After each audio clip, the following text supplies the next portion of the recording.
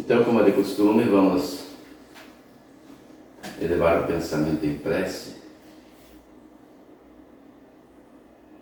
Em primeiro lugar, agradecendo a oportunidade, mais esta, que recebemos de aprender um pouco mais, a fim de, através deste conhecimento, nos iluminarmos interiormente e melhor vivermos no mundo em que fomos colocados e também onde quer que estejamos no futuro, contribuindo como co-criadores na grande obra do Criador do Universo, que nos delegou essas tarefas. E para tanto, nos oportuniza meios de nos prepararmos para sermos os ceareiros da seara aqui na terra de Jesus. Pedimos que Deus abençoe todos os integrantes deste grupo, alguns em atividade no Congresso Espírita do Rio Grande do Sul, que se realiza neste momento, e outros, por razões diversas, não puderam se fazer presente fisicamente. Que nós aqui, fisicamente presentes e os de forma telepresencial, possamos aproveitar da melhor forma e recebamos as inspirações dos nossos guias, protetores e dos espíritos superiores vinculados à nossa sociedade espírita Fé e Esperança, como todos aqueles vinculados ao movimento espírita, nos inspirem, a fim de melhor entendermos o que hoje estudaremos. E assim, em nome de Deus e de Jesus, iniciamos o nosso encontro de estudo do dia de hoje. Que assim seja. Assim seja. Hoje nós começamos o capítulo 4 dos sistemas.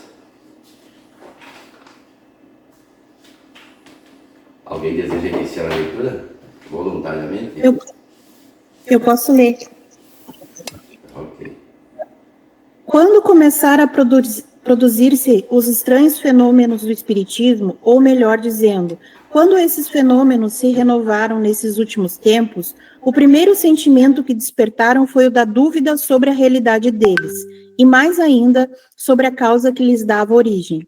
Uma vez certificados, por testemunho irrecusáveis e pelas experiências que todos hão podido fazer, sucedeu que cada um os interpretou a seu modo, de acordo com suas ideias pessoais, suas crenças ou suas prevenções.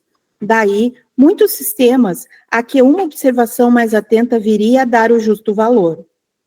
Julgaram os adversários do Espiritismo encontrar um argumento nessa divergência de opiniões, dizendo que os próprios espíritas não se entendiam entre si. A pobreza de semelhante razão prontamente se patenteia, desde que se reflita que os passos de qualquer ciência nascente são necessariamente incertos, até que o tempo haja permitindo se colecionem e coordenem os fatos sobre o que se possa afirmar a opinião. À medida que os fatos se complementam e vão sendo mais bem observados, as ideias prematuras se apagam e a unidade se estabelece, pelo menos com relação aos pontos fundamentais, senão a todos os pormenores. Foi o que deu com o Espiritismo, que não podia fugir à lei comum e tinha mesmo, por sua natureza, que se prestar, mais do que qualquer outro assunto, à diversidade das interpretações.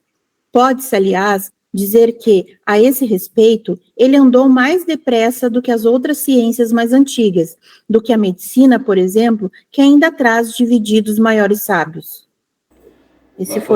Nós podemos avaliar acho, tópico por tópico, né? A não ser que prefira avançar um pouco mais. Acho que podemos ir tópico por tópico. Sim. Quem quer fazer um comentário sobre essa primeira leitura aqui, a sua análise?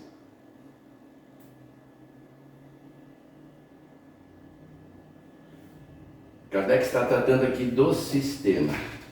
Para nós começarmos a entrar no assunto, vamos ver o que é sistema.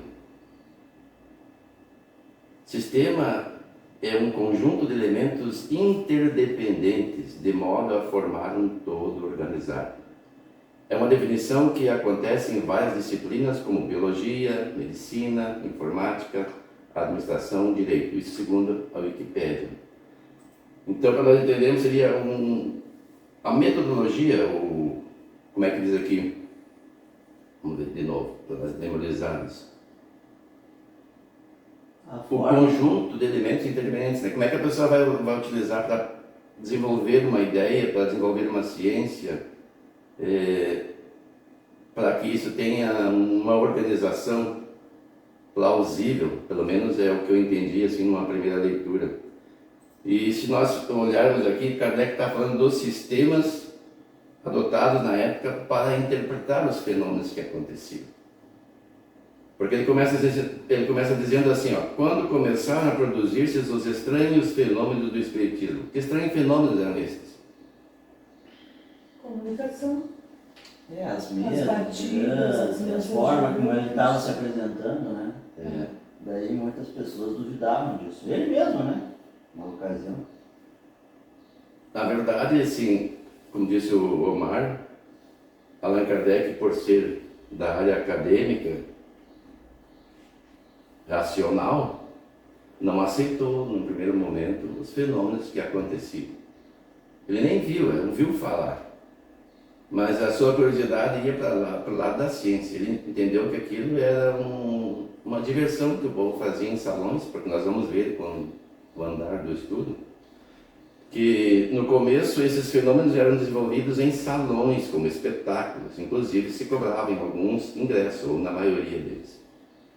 Alguns fenômenos foram espontâneos, inicialmente, como de Hydesville, acho que esse é o termo que se pronuncia, o nome da cidade, nos Estados Unidos, e que não se prestava a espetáculo, era uma casa com pancadas, mas o que chamou a atenção do mundo mesmo foram as chamadas mesas girantes, que acontecia bastante na Europa. Isso chamou a atenção da sociedade. E as pessoas que estavam envolvidas, num primeiro momento, até faziam espetáculos em salões públicos. Aí depois algumas pessoas próximas ao Hippolyte Léon Denisard de Rivail, que era o nome de batismo de Allan Kardec, né? Falaram com ele, chamaram-no para se inteirar do assunto e ele simplesmente ignorou. Até que, porque ele achava que não tinha fundamento, que seria apenas uma diversão. Até que alguém veio dizer a ele que as mesas estavam dando respostas inteligentes. E aí ele se interessou pelo assunto, assim, como pode uma mesa que não tem cérebro falar? E foi procurar saber como as coisas aconteciam. E depois, com o passar do tempo, se desenvolveu, nós estamos dando aqui um resumo do resumo, né? Se entendeu que a causa dos fenômenos eram os espíritos, respostas dadas por eles mesmos, através das pancadas, e o método foi sendo desenvolvido. Nós acabamos de estudar o método, né? Mas daí tem os sistemas. O que as pessoas entendem disso? Alguns entendem que tudo isso é falcatrua, começam a dar explicações das causas dos fenômenos. Outros entendem que é ilusão. Isso nós vamos ver aqui com o andar dos nossos estudos. E daí ele prossegue, ó. Uma vez certificados por testemunhos irrecusáveis e pelas experiências que todos hão podido fazer, porque as experiências seriam o quê? Experimentar. As pessoas se reuniam ao redor de uma mesa e faziam evocações. E aí, havendo pessoas presentes com faculdades de efeitos físicos, esses fenômenos aconteciam. E essas pessoas que se reuniam, ele diz assim, que eram pessoas que davam testemunhos irrecusáveis, porque eram pessoas de confiança, que não iam perder tempo com embustes. E sucedeu que cada um os interpretou a seu modo. Aí surgem os sistemas, de acordo com suas ideias pessoais, suas crenças ou suas prevenções. Uma pessoa ligada às religiões cristãs da época, com suas ideias já contaminadas pelas perseguições da Idade Média, com as ideias de Satanás, de demônio, antagonistas a Deus, poderiam atribuir isso a fenômenos de espíritos malignos. Nós dizemos espíritos, eles dizem Satanás ou Deus, de uma forma pejorativa. E outros, já ligados à ciência, iam dizer que eram fenômenos naturais. Isso a gente vai ver com o avançar dos estudos. E daí Kardec diz assim: daí muitos sistemas a que uma observação mais atenta viria a dar o justo valor. Julgar os adversários do Espiritismo, encontrar um argumento nessa divergência de opiniões. Por quê? Porque mesmo dentro dos espíritas, nós abordamos isso numa palestra que fizemos, havia pessoas de diversas religiões, com suas crenças, suas ideias pessoais, e trouxeram isso para o estudo desses fenômenos. Cada um tinha a sua ideia e criava o seu sistema. E aí os detratores do Espiritismo, que diziam que tudo isso era embuste, os detratores são pessoas da academia, os que davam mais peso aos seus argumentos. Não aqueles que acreditavam que isso era de bruxaria, coisa e tal, mas aqueles que diziam que isso não tinha fundamento, que eram fenômenos materiais por causas físicas, nada a ver com coisas espirituais. Começaram a combater através dessa linha de raciocínio. Não há uniformidade de opinião entre os espíritas, cada um tem seus sistemas. E aí Kardec se propõe a fazer uma análise desses sistemas que nós vamos ver adiante. A pobreza de semelhante razão, prossegue Kardec, prontamente se pode entender, desde que se reflita que os passos de qualquer ciência, e aqui ele trata o Espiritismo como ciência, foi esse o seu objetivo, com filosofia paralela e consequências morais, né? São necessariamente incertos. Até que o tempo haja permitido se colecione e coordene os fatos sobre o que se possa firmar a opinião. E eu pensava hoje de manhã, a ciência, principalmente não em todas as áreas, mas digamos na área médica que ele menciona, ela vai estar sempre evoluindo. Dizer que chegou a um patamar que não tem mais progresso, não dá para se afirmar nunca. Porque só não evolui porque é perfeito, é Deus, não tem para onde evoluir. As suas criaturas, todos nós vamos evoluir para sempre. Mesmo os espíritos relativamente perfeitos, ainda têm que saber, porque senão seriam deuses. Então, e a ciência, como é uma prática humana de descobrir as coisas, de trazer as informações para as nossas vidas, também vai aprendendo, vai experimentando e vai se desenvolvendo. E vai criando seus sistemas também. Aí você pega um cientista lá da Europa, um do Brasil, um dos Estados Unidos, um do Oriente, para falar sobre um determinado assunto, nem sempre vão ser unânimes na sua interpretação.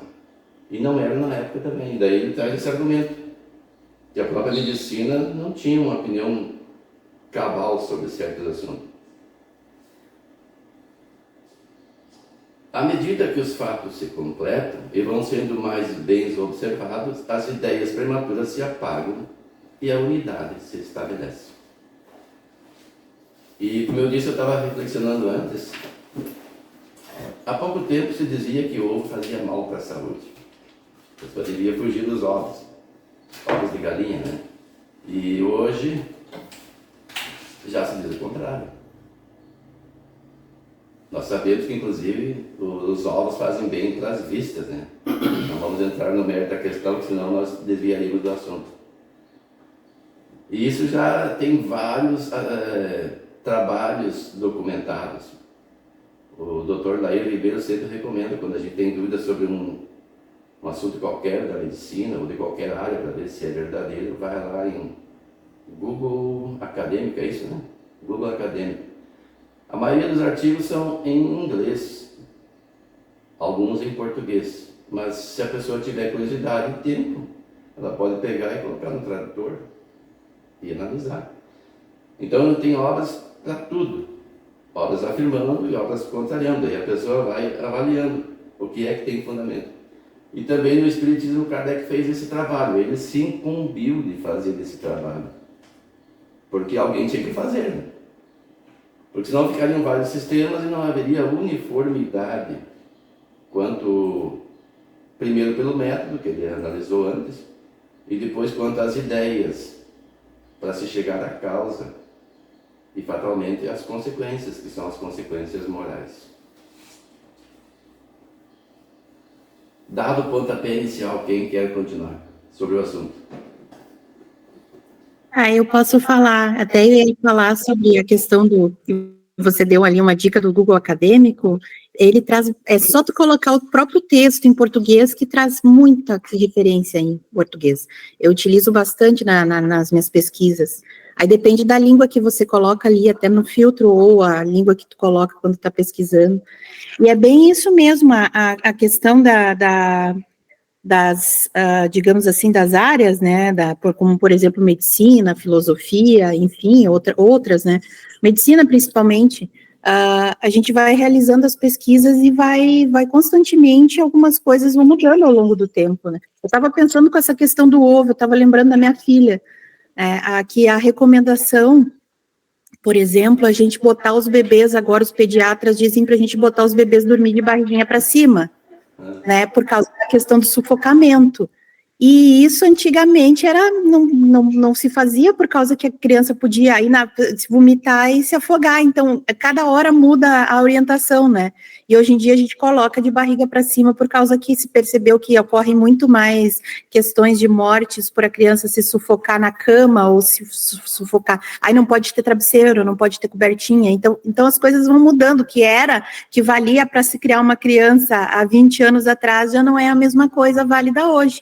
E eu acredito que que como o espiritismo ele é uma ciência, né, isso se fez necessário também, reunir essas informações de uma forma que todos conseguissem compreender, e foi dessa forma que o Kardec fez, né, unificar a ideia, para que chegasse num consenso único, e esse consenso, como o Wilson estava falando, é algo que às vezes muda, né, vai saber do que as orientações que a gente vai ter daqui, a base nós temos, né, toda a base da nossa, que a gente tem que estudar, né, mas cada vez mais eu acredito que a gente vai aprendendo coisas novas, né, então, eu acho que é bem importante essa questão, e realmente, assim, quando a gente tem várias pessoas que pensam, uma pessoa pensa diferente da outra, né, como ali no caso os espíritas pensavam naquela época interpretavam os fenômenos de variadas formas, né,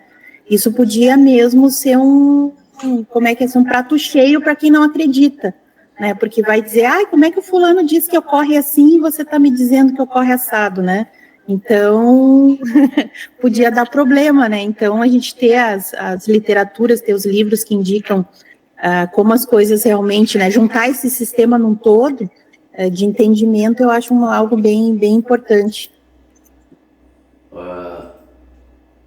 Você falou que os espíritas da época tinham ideias diferentes, né? E até hoje nós temos ideias diferentes. Kardec criou as obras basilares, que são a base. Mencionou também que as coisas vão sendo evoluídas, tudo vai evoluindo. Então o Espiritismo busca manter a base, que estão nas obras básicas, e adotando o que está de acordo com a razão das obras suplementares. Especialmente no Brasil nós temos farto material, aí, notadamente eu sempre menciono Chico Xavier, Divaldo Pereira Franco, o Haroldo Dutra Dias agora, e tantos outros aí, que nós teríamos que perder um tempo mencionando o nome desse pessoal, né? Ivone Amaral Pereira, já desencarnada, o Chico também já está desencarnado. Então esse material vem suplementar. É algo a mais para que nós entendamos como acontecem esses fenômenos, que são nada mais do que coisas da vida. Como disse Jesus, se te falo das coisas da vida e você não me entende, quando falava com Nicodemos, que dirás falar essas coisas do céu. E muita gente acha isso fantástico, usa o Espiritismo até para gracejo, porque não conhece, não se detiveram a estudar.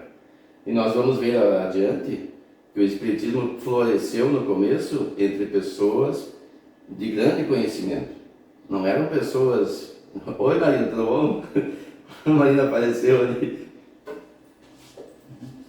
Está no congresso?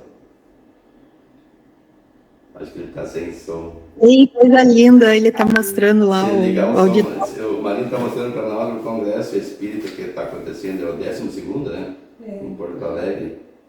Ele não acionou o som porque lá tem muito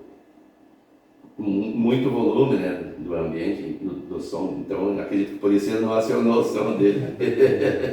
E também para não interferir, né? Então é bom que o Portalete está lá também. É o pessoal aqui de Santo Ângelo se fazendo presente em Porto Alegre. A Jaqueline, a Silane, né? Sempre não lembro o nome da Silane. Então tá, se querem acompanhar, nós vamos continuar aqui. Nós estamos falando dos sistemas. Estudamos até agora o item 36. Ah, tu tá com fone do vídeo, tá ouvindo, né?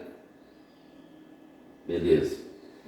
E como eu estava dizendo, a base do Espiritismo está nas obras básicas. E o recomendável é que não paremos nas obras básicas. Mesmo porque se nós fôssemos aprofundar só elas, tomaríamos todo o nosso tempo disponível. Mas temos que achar um tempo para ler as suplementares. Sempre que a gente estuda, a gente aprende, não para de aprender nunca. Cada vez que se a gente for estudar isso aqui, esse mesmo capítulo, esse mesmo item, a semana que vem nós vamos ter outras ideias sobre isso. Se você falar indo para lá, fica melhor, porque lá tem câmera lá e o celular está pegando lá também. A gente aprende de novo outras coisas diferentes, né? Como o Gilson falou, né, a gente já traz ideias pré-concebidas de aprendizado, experiências da vida, né? Nós, como cada um é um espírito, cada um traz a sua bagagem, a gente tem uma certa interpretação, né? Mesmo os espíritas, né? Nós, cada um tem uma certa compreensão. Claro que a base está aqui. Quando tem uma dúvida maior que a gente vai dialogar sobre um assunto, temos que recorrer às obras básicas. Mas tudo evolui, né? Só não podemos se perder, não podemos se achar. Não, isso nunca. Nós temos um exemplo vivo, que está no Congresso, o Divaldo Pereira Franco.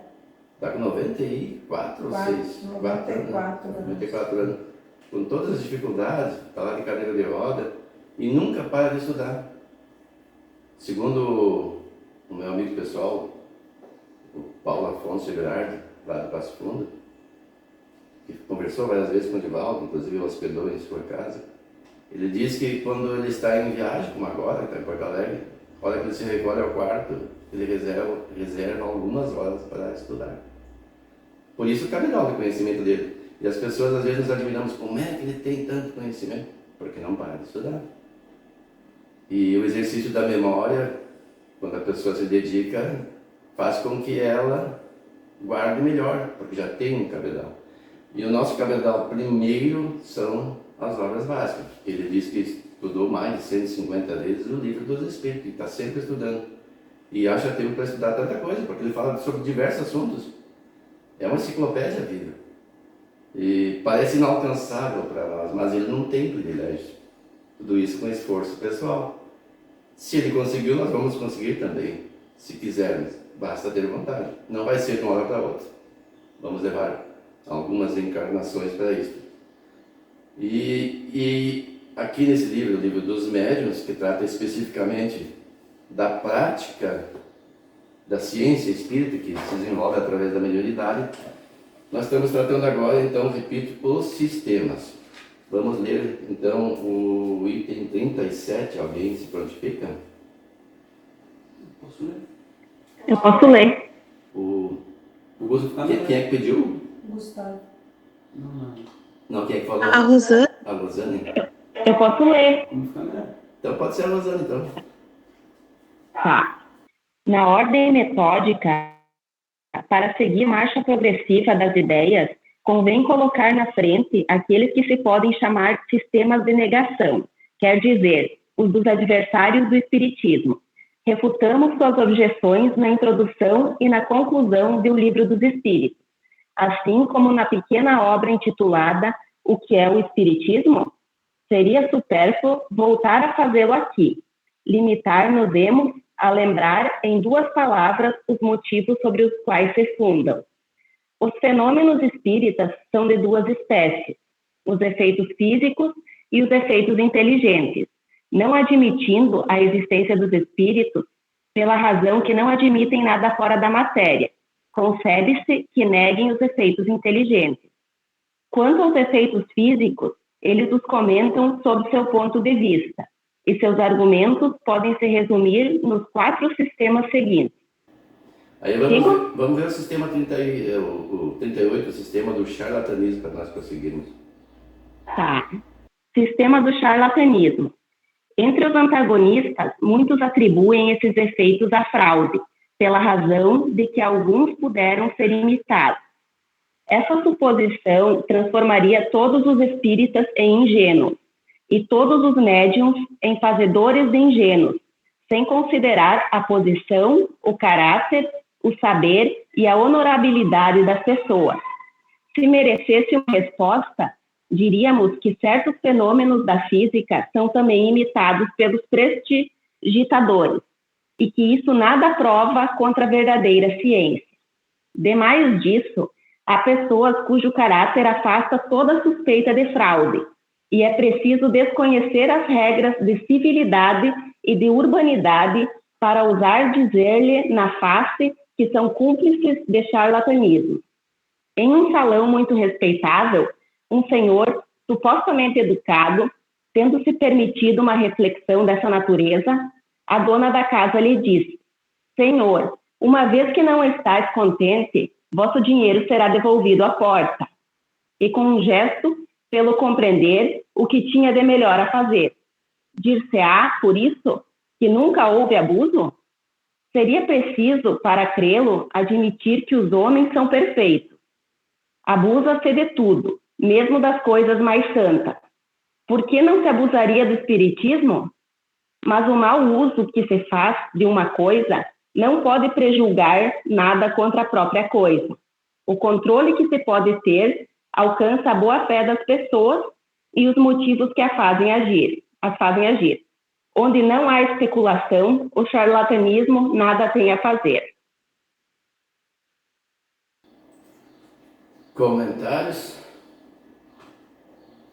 Aqui ele começa a estudar os sistemas. E antes ele segue por uma introdução, seguindo metódica ordem para acompanhar a marcha progressiva das ideias, convém sejamos colocados na primeira linha do sistema. Daí ele entra nessa aqui do charlatanismo. E primeiro ele menciona que todas as ideias antagonistas foram refutadas lá no Livro dos Espíritos e também na obra O que é o Espiritismo, que nós tratamos no nosso encontro passado, que são as primeiras obras orientadas para que as pessoas leiam, salvo em casos de obsessão, que daí seria interessante mais ler o Evangelho segundo o Espiritismo. Mas na época nem existia o Evangelho segundo o Espiritismo, por isso ele nem o mencionou. Até o Marino tratou desse assunto também. Daí entra no sistema do charlatanismo. O que é charlatanismo? Charlatanismo é quando a pessoa faz alguma coisa com a intenção de enganar. Isso tem em todas as áreas. Olha, na vida humana, nós podemos encontrar charlatões em todas as áreas, nas religiões, na ciência, inclusive, tem charlatões. Tem pessoas que simulam alguma coisa para ter mérito imaginário, né? Porque não é verdadeiro. E dali, desse processo, angariar benefícios, como premiações, mesmo dinheiro. E tem diversos meios. Mas porque alguém pratica charlatanismo em uma determinada ciência, não quer dizer que a ciência não exista. Kardec, em outras partes das obras básicas, menciona que as pessoas falavam que o espiritismo era falso porque alguém lá praticava um espiritismo embusteiro para enganar pessoas. E ele dizia, mas porque há vinho falso, não quer dizer que todos os vinhos sejam falsos.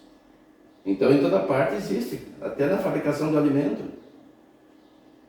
De remédios, a gente vê pessoas que vendem farinha quando não é uma coisa pior, né? Por remédio. E não quer dizer que a medicina não funcione. E o espiritismo é a mesma coisa. Pode alguém, inclusive ele menciona aqui, num salão muito respeitável, de um senhor que se dizia bem educado, tendo se permitido fazer uma reflexão dessa natureza, ouviu da dona da casa. Porque, como eu disse antes, havia manifestações assim que cobravam ingresso. Hoje não se permite uma coisa dessa dentro de um movimento espírita organizado, federado pelo menos. Porque as federativas no Brasil, em especial, não admitem que uma casa federada cobre por qualquer coisa. Segue a premissa de Jesus, dai de graça o que de graça recebeis. Porque a faculdade mediúnica é só um meio de comunicação com os espíritos. Quem faz o trabalho são eles. E para eles o dinheiro não interessa. Interessa o bem-estar das pessoas. As casas cobram mensalidade? Claro, toda casa precisa se manter. Tem o aspecto físico, tem as despesas com energia, com água, com a manutenção do prédio, os alvarás que têm que ser constantemente renovados. Tudo isso são despesas que demandam um recurso, mas nada é exorbitante. Na nossa casa, por exemplo, as pessoas dão voluntariamente o quanto acham que podem dar, os que se associam. E daí tem um estatuto todo também que rega essas questões. Mas nesse caso aqui, ó, como não existia essa organização na época, não existia uma disciplina, não existia uma doutrina, existia o fenômeno sempre existiu. E por isso no Antigo Testamento se proibia a mediunidade, por causa da exploração. Não existia um regramento. As pessoas utilizavam mais os fenômenos mediúnicos para oferir benesses. E aí quem os procurava para saber o resultado de uma possível guerra, que devia fazer ou não, um empreendimento, a boa sorte, etc. E as pessoas se prestavam para isso. E aí foi proibido. Mas não que a mediunidade não exista. Uma ferramenta útil, se a pessoa souber usar para o bem, faz o bem. Se quiser, pode usar para o mal. Qualquer coisa, até um carro a pessoa pode usar para fazer o mal. E vamos proibir daí que as pessoas usemos carro. E nesse caso aqui, ele até cita, embora fosse de espetáculo, essa mulher era digna, ela não era embusteira. E como esse homem alegou que se tratava de uma fraude, ela simplesmente disse, olha, ao sair o senhor pode pegar seu dinheiro de volta. E daí ele prossegue. Dever-se-á, por isso, afirmar que nunca houve abuso? Para crê-lo, fora mistério admitir-se que os homens são perfeitos. De tudo se abusa, até das coisas mais santas.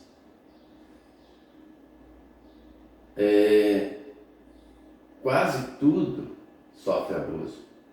Se constrói, por exemplo, um templo com objetivos religiosos. E esse templo chama atenção por alguns fenômenos até de cura que acontecem.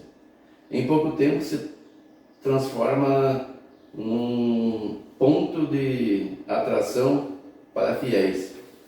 E daí ao turismo religioso um passo. Se torna uma fonte de... E isso em todas as religiões. Não escapa uma. Então tem que se ter todo cuidado quando se trata das coisas religiosas. E ele diz assim, por que não abusariam do espiritismo? E a gente vê aqui, tem gente que usa o termo, sou espírita, ou médium é espírita, de repente se descobre que o médium está fazendo coisas escabrosas, inclusive até punido pela própria... E conclui, porém o mau uso de uma coisa não pode prejudicar. Não autoriza que ela seja pré-julgada desfavoravelmente. Para chegar-se à verificação, que se pode obter de boa fé com que obram as pessoas, deve-se atentar aos motivos que lhe determinam o procedimento. O charlatanismo não tem cabimento onde não há especulação. E aí temos que tomar cuidado. Tem pessoas que querem se projetar, às vezes, não por dinheiro, apenas por projeção. E por isso, a atividade mediúnica se recomenda que seja sempre avaliada, uma avaliação periódica. E, infelizmente, a maioria de nós não faz isso. Eu parto da seguinte premissa: uma pessoa ia perder seu tempo semanalmente participar de um grupo mediúnico sem oferir nada, provocando charlatanismo? Porque para a pessoa fazer uma falsa manifestação, ela tem que idear. Isso demanda tempo. Qual é o objetivo? Então, eu creio que todas as pessoas que deem comunicação estão trabalhando para ajudar os espíritos sofredores. Em alguns casos pode haver o animismo, que é uma parcela de colocação na fala do que a pessoa tem, porque ela é a ferramenta. E o espírito não se manifesta diretamente, não é uma manifestação inconsciente, salvo exceções, né? Então a ideia vem e o médium fala, ou escreve, quando é psicografia intuitiva. Mas ele utiliza o seu ferramental, que é o seu conhecimento, a sua cultura, inclusive moldando as palavras, porque um espírito perturbado, ou mesmo obsessor, ele não tem o mesmo hábito de fala que nós temos. Usa linguajares chulos, expressões agressivas, grotescas, e o médium, para trazer a ideia dele para o conhecimento do orientador, deve adaptar. Expressões chulas não são necessárias, a não ser que o médium não tenha controle sobre a sua mediunidade. Mas aqui nós estamos tratando da ideia de que seria então charlatanismo. Mas, como eu disse, perder tempo com charlatanismo sem oferecer lucros, ninguém faz isso. Os mágicos, por exemplo, não é charlatanismo, é uma arte, todo mundo sabe que aquilo lá é prestidigitação. Eles usam técnicas. Eu vi inclusive, num programa de televisão aberta, que fez coisas que enganariam muitas pessoas que estudam espiritismo. Eu fiquei olhando, não sei como é que ele fez. Ele fez coisa lá, por exemplo, a pneumatografia, que é a escrita direta dentro de um papel dobrado.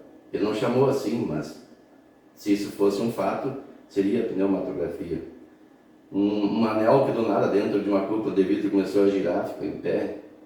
E ele afirmou que ele é um prestidigitador, que ele não é um guru, que muita gente procura ele porque acha que ele tem poderes espirituais.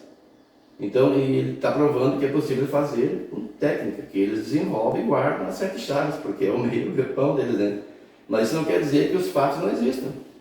E através das experiências espíritas nós temos visto que muita coisa que são desconhecidas na época, depois a própria ciência vem descobrir. Nós fomos olhar as obras de Chico Xavier, escritas lá pela década de 30 do século passado. Falava, se não me engano, André Luiz, né? Falava que haviam monitores e discos de onde se saía a imagem. Seriam os nossos já ultrapassados DVD, né? A ciência mais tarde chegou ao VHS, depois ao DVD, e hoje já estamos tudo digital, não se usa mais nem DVD. E na época alguém podia dizer, mas como isso? Isso é impossível. É que o mundo espiritual está mais adiantado do que nós. O mundo espiritual que eu falo é vinculado ao nosso planeta, porque o mundo espiritual é infinito. Então tem conhecimentos diversos. E alguém podia dizer, não, mas ele está inventando, isso é charlatanismo, é para enganar os ignorantes. E aí está a argumentação de Allan Kardec para colocar por terra esse sistema de charlatanismo. E que alguém, ao nos abordar na rua, quando souber que nós somos espíritas, e muitas vezes eles vêm gracejando, achando que a gente é muito ignorante. E riem, porque não sabem como é que funciona as sessões mediúnicas. E achar que nós somos enganados, que somos enganados por charlatões. E aí a gente tem que ter um mínimo de conhecimento para dizer por que eu sei que as coisas são assim. Eu não acredito, porque acreditar é uma questão de fé. Eu sei. Se eu não sei, eu estou na crença ainda. Eu estou palpando para ver se descobre a verdade.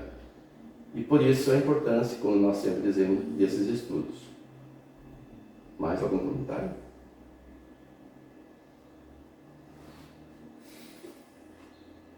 Como a gente comentou antes, na verdade, né, tem a importância da gente estar sempre, tem as obras básicas, mas tem também todo o restante. Se a gente vai pegar, por exemplo, no grupo do César, do Sábado de Tarde, que tem os livros lá do estudo aprofundado da doutrina espírita, pega a parte do evangelho, o texto evangélico, aí depois tem comentários que a FEB estudou e fez, e aí sempre botando referências também com vários livros de Emmanuel, de André Luiz. Às vezes mesmo a gente está vendo algum vídeo na internet com um assunto simples, por exemplo, batismo, e daí a pessoa começa a trazer coisa do Emmanuel, do André Luiz, como é que é o nome do outro, Raul Teixeira falando, e tu pensa, pô, então, espera aí, o que mais eu tenho para saber a respeito, né?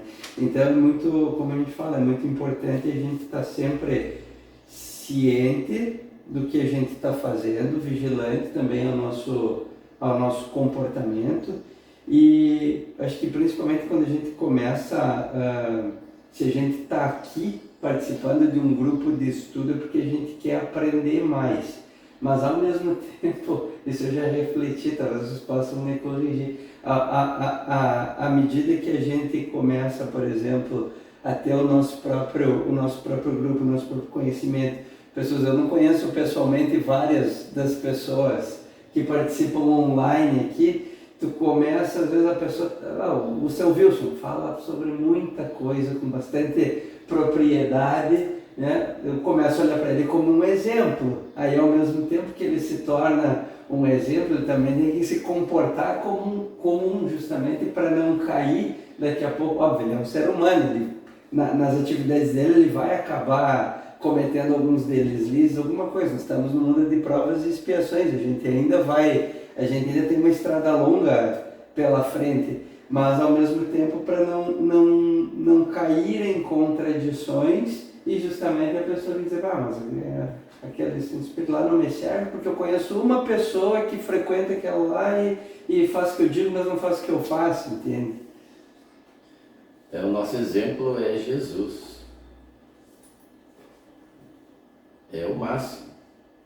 Claro que acima de tudo está Deus, mas Deus a gente não tem contato direto com Ele. Segundo os registros da própria Bíblia, só Jesus teve um contato direto com Deus. Porque nós nem sabemos ainda o que é Deus. Mas ele é um espírito que veio para modelo nosso, inclusive está lá no livro dos Espíritos. Se não me engano é questão 621, né? Do livro dos Espíritos. O modelo e guia da humanidade é Jesus, porque é irretocável. E nós vamos sempre, eu já mencionei várias vezes nas falas que eu tenho feito em palestras, quando iniciamos, olhar alguém e termos como referência. Eu, quando era criança aqui em Santo Ângelo, eu tinha os médiums. Aquela pessoa é médium, para mim médium era um santo. E aí eu via os médiums fazer certas coisas e ficava chocado, mas como assim? A pessoa não é médium? O que é médium? Médium é um intermediário. Ele serve de um meio para entrar em contato com o mundo espiritual e o mundo espiritual entrar em contato conosco. E o mundo espiritual utiliza as ferramentas disponíveis. Chico Xavier dizia que ele era utilizado porque ele era como se fosse um burrinho, eu não me lembro o termo das palavras exatas, mas existiam muitos cavalos, um simbolismo de raça por aí, mas estavam ocupados. E eu pensei, mas isso é muita modéstia, né, do Chico Xavier. Mas depois, pensando bem, de fato, existem pessoas inteligentíssimas no mundo, mas dedicam a inteligência para outro fim. E os espíritos utilizam o material que está disponível. Então a pessoa tem vontade, ela está trabalhando, eles vão pegar o melhor da pessoa. A pessoa vai ter imperfeições, porque o nosso mundo é de provas e expiações. Não existe ninguém perfeito aqui. Eu sempre digo das sessões dos missionários, que no momento são raríssimos. E mesmo assim não são perfeitos. Perfeito só Jesus que esteve aqui. Então alguém pode cometer um deslize. E o mundo lá fora, quando a pessoa se projeta, fica cuidando para ver se tem um deslize. A pessoa pode fazer milhares de boas ações, de coisas ótimas, e se cometer um deslize é aquilo que vem à tona. E aí prejudica de uma forma expressiva a imagem da pessoa e o movimento tem que estar inserido. Então cabe a nós um cuidado bem grande, isso é interessante. O Divaldo, com todo o seu cabedal de conhecimento, com todo o seu cabedal moral, diz que sempre ora para não cair. E será que nós nos lembramos de orar para não cairmos? Porque toda hora vamos ser testados. E mesmo dentro do próprio movimento, às vezes pode alguém um pouco mais fraco, os espíritos ficam sondando, se não consegue atingir o médium diretamente, ele vai sondar alguém. E uma área muito frágil é a área sexual. Todo mundo tem suas carências maiores ou menores, e algumas vaidades, ou muitas, que ainda trazemos. E aí faz uma pessoa já não muito equilibrada, como aconteceu com Paulo nas suas pregações. Tinha uma pitonisa que se estava apaixonada por ele, e ele percebeu que ele nunca, depois que a sua amada morreu, né, depois do suplício de Estevão provocado por ele no tempo de Saulo, ele nunca mais se interessou por mulher nenhuma. E aquela, quando ele estava famoso já como Paulo, se aproximou dele dizendo apaixonada por ele. Ele disse que não, que ela estava apaixonada pelo corpo.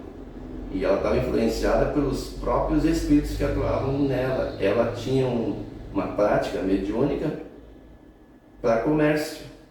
Ela vendia as informações que os espíritos davam através dela e as pessoas compravam. Tanto que Paulo depois foi perseguido, fugiu da cidade porque tirou essa faculdade mediúnica da mulher, afastando a intervenção dos espíritos. E se ele foi tentado, quem de nós está livre? Eu fiquei surpreso quando o Chico Xavier disse que tentaram ele também, né? Então ninguém está livre, né? Como é que vai tentar um espírito do nível do Chico Xavier? Mas sempre tem a tentativa. Então essa é uma área. Se não for essa, nós temos outras fragilidades, a vaidade, o poder do dinheiro. Alguém lá oferece uma gratificação pelo trabalho realizado, a pessoa agradece, não, mas é presente, a pessoa aceita e de repente se torna dependente. O próprio Chico Xavier... Assim,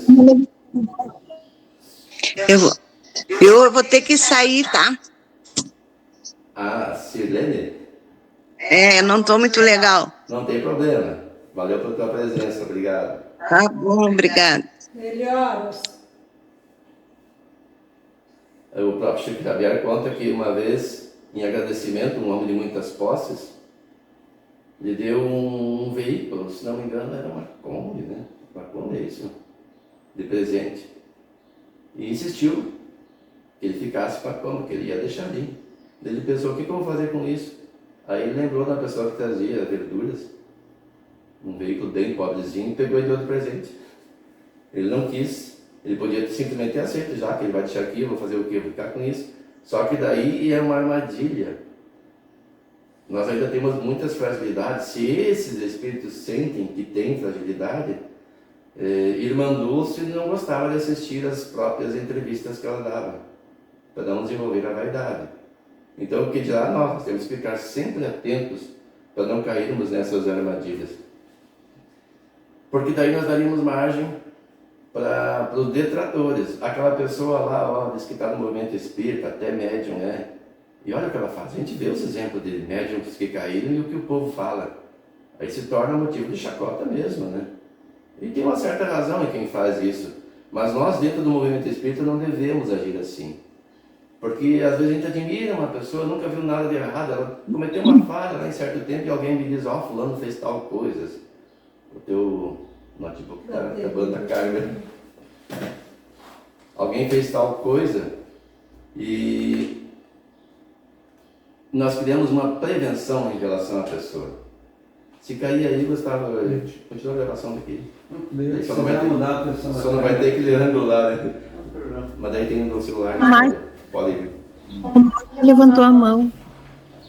Quem que levantou? Eu. Não, daí eu entro naquele princípio também, assim, eu confio muito nas pessoas, mas acredito no princípio de Deus, né? Daí também elaborando uma parte disso aí, né? Mas a coisa que nós estamos aqui no estudo, Eu acredito muito em vocês, mas porque nós temos aquela linha do pensamento em Deus, né? Temos o acreditar e o crer, né? Mas tem que ser sempre priorizado naquela linha de Deus e dos conhecimentos que foi dado por Jesus, digamos assim, né? Porque nós somos falhos, que nem diz o Wilson, né? Uns podem levar para o outro lado, do brilhantismo, né?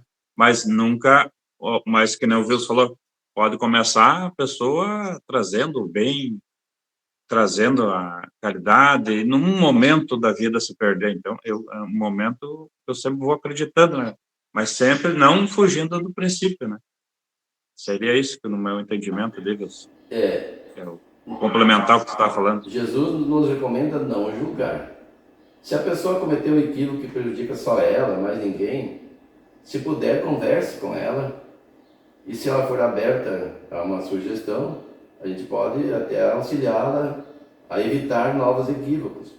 Agora, se o seu equívoco prejudicar a sociedade ou uma instituição qualquer, aí sim se deve trazer a público. O próprio Evangelho segundo o Espiritismo alerta sobre isso.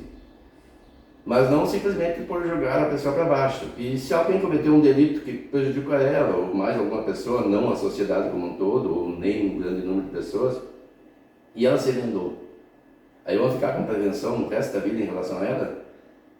Deus já nos deu o esquecimento do passado para isto. Senão nós ficaríamos julgando os outros nos julgando, em vez de nos esforçarmos mutuamente para evoluir e aparar as arestas das imperfeições que ainda temos. E o Espiritismo nos esclarece sobre isso. Não condena ninguém, mas alerta sobre a lei de causa e efeito. E mostra as consequências de quem não seguiu os alertas. Nós temos aí o livro Céu e Inferno, que mostra aqueles que seguiram os alertas da sua consciência, os que não seguiram e os que deliberadamente bloquearam a consciência, que são os espíritos felizes, os medianos e os infelizes. Está lá o relato. Inclusive fala sobre um capítulo inteiro sobre o suicídio. Então as pessoas, nós temos material farto para nos orientarmos. E nós estamos quase no fim do nosso horário, faltam 4 minutos. Nós estamos no sistema do charlatanismo, que seria o embuste. E agora vamos pensar, se o Espiritismo é charlatanismo, quais as consequências na vida de uma pessoa de adotar o Espiritismo? Ela melhora ou ela piora? Como vivem as pessoas que se dizem espíritas, que estão vinculadas ao movimento espírita? Estão melhores do que antes ou piores? Melhor. Sempre melhores. Encaram melhor a vida, não se abate com as bazelas naturais, que são, como é que se diz? Me fugiu a palavra agora. As aflições. Aflições, mas tem um outro termo que se diz, que são naturais da vida, né? Os percalços, né? Que a vida não apresenta. Tudo isso faz parte, né? E daí a pessoa se depara com essa situação e, em razão do conhecimento que ela tem, das observações que fez, dos estudos que faz ainda, ela encara de uma melhor forma isso. E supera sem queixumes exagerados, porque geralmente a gente tem uma queixinha, ninguém se livra, né? Eu falei com uma pessoa uma vez que ela sempre se encontrava assim, se queixava de dor. Daí eu até falei a respeito de que a pessoa não deve dar valor à dor. Daí hoje, quando ela se encontra comigo, ela diz, estou melhorando. Mas é um modo de a pessoa já evoluiu, já está mudando, né? Não se queixa mais da dor, estou melhorando. E a pessoa pode dizer, mas assim, como melhorando? Eu só vejo piorar. Ela está melhorando espiritualmente, o corpo está drenando essas energias que nós acumulamos. E por esse processo se liberta. O dia que desencarnar, se não nessa mesma encarnação, não vai precisar mais passar por isso. E isso o Espiritismo nos auxilia muito. E se fosse o charlatanismo, ele não poderia fazer esse papel.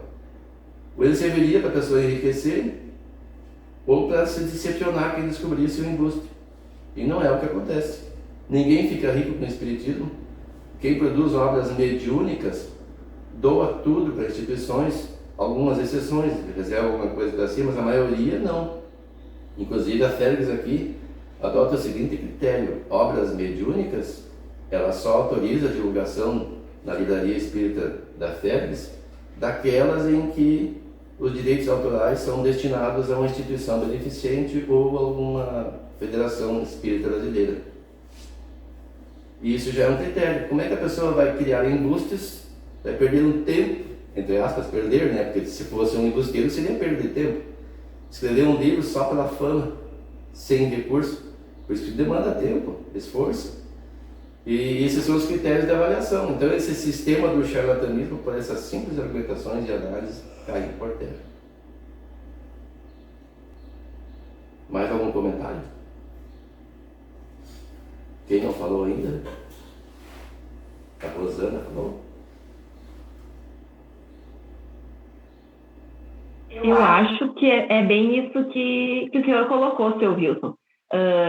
Que se fôssemos, né, se os espíritas fossem charlatões, não estariam vivendo melhor. Então, isso cai por terra. Eu acho que é bem isso mesmo. O charlatão objetiva um lucro ou alguma vantagem. Sem lucro, sem vantagem, não teria por que perder uma vida inteira nessa prática. Isso. É claro que a gente sabe que tem, né, em todos os movimentos, como já foi falado, tem charlatões e tiveram abusos de outras religiões, que a gente sabe também, né, mas o espiritismo, quem estuda, quem entende um pouco, né, vai além, vai buscar um pouquinho mais, sabe que não tem nada de charlatanismo, né, que só faz as pessoas se tornarem pessoas melhores. E como foi falado, ninguém enriquece, né? É uma busca espiritual mesmo, de se melhorar, da gente melhorar, como espíritos, como pessoas. E essa é a base do espiritismo, né? E prega que fora da caridade não é salvação, mas a caridade é verdadeira, aquela que a pessoa que já evoluiu faz. Só que nós não vamos consegui-la por um processo mágico. Vou ser caridoso hoje, tem que dar o primeiro passo. Vou ter resistência pessoal, vou ter dificuldade de fazer o que eu acho que é correto, mas tudo é exercício.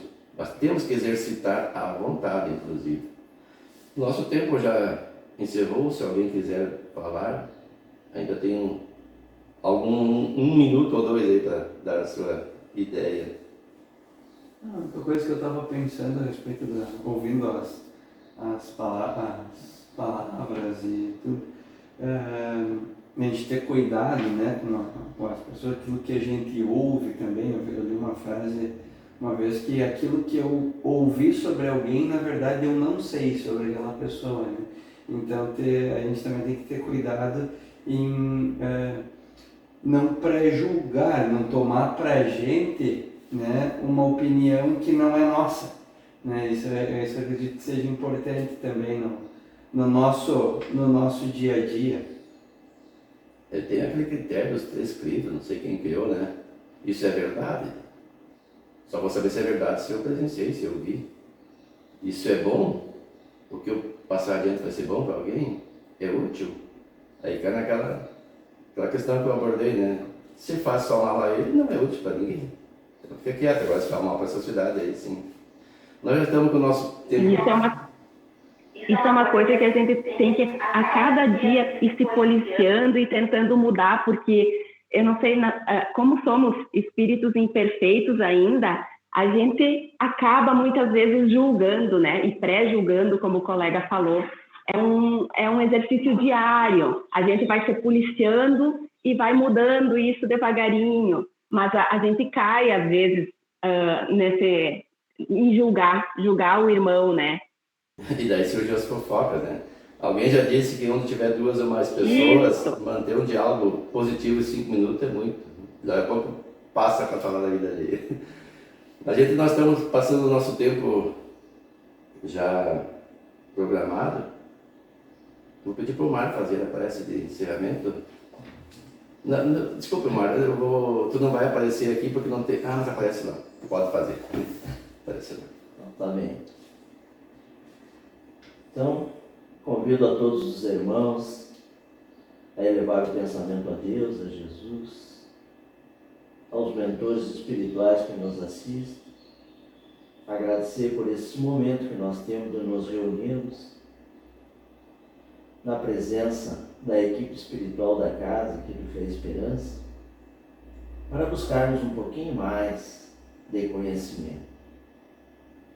O Espiritismo melhora os nossos conceitos, nos aproxima como irmãos e nós compreendemos o verdadeiro sentido da nossa vida, buscando sempre a nossa melhora, a nossa reforma íntima, para que possamos então fazer brilhar um pouquinho a nossa luz. Por isso, mais uma vez, agradecidos a Deus por esta oportunidade, rogamos por todos os nossos familiares que estão nos nossos lares e que nos acompanham na jornada desta vida.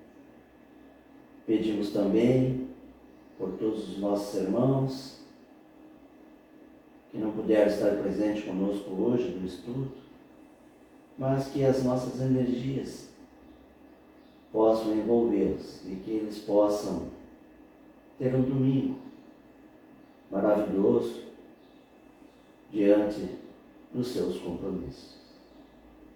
E nós, da nossa parte, que possamos pôr em prática tudo o que nós aqui escutamos e estamos aprendendo, buscando sempre seguir os passos do nosso Mestre Jesus.